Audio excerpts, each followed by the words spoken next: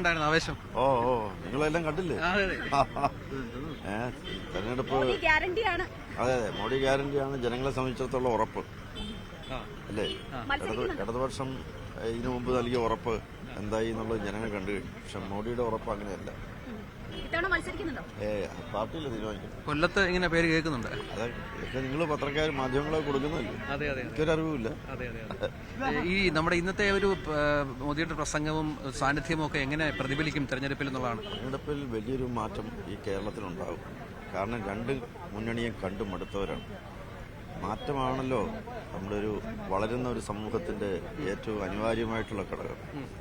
കേരളം ദാഹിക്കുന്നു മാറ്റത്തിന് വേണ്ടി. അപ്പം മോഡി ഒരു രക്ഷകനായി, കേരളത്തിന്റെ ഏറ്റവും വലിയ ഒരു വിമോചകനായി പ്രത്യക്ഷപ്പെട്ടിരിക്കുകയാണ്. ജനസമൂഹം അദ്ദേഹത്തോടൊപ്പം അണിനിരക്കുകയാണ്. ആണിന്ന് എല്ലായിടവും കാണുന്നു.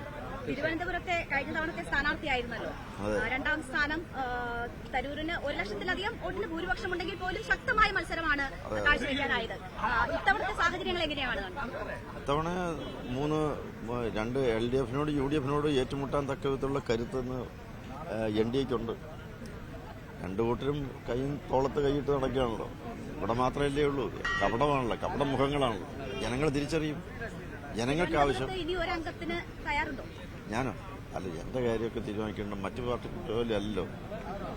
BJPക്ക് NDAക്കൊരു സിസ്റ്റമുണ്ട്. അതായത് പാർട്ടിയുടെ ഏറ്റവും പരമോന്നതമായിട്ട് ഈ വക കാര്യങ്ങളിൽ തീരുമാനമെടുക്കാൻ അധികാരമുള്ള ഒരു ബോഡിയുണ്ട്. ഇലക്ഷൻ കമ്മിറ്റി, പാർലമെന്ററി ബോർഡാണ്. അവർ തീരുമാനിക്കും. അവരുടെ തീരുമാനത്തിന് വിട്ടുകഴിഞ്ഞിരിക്കും.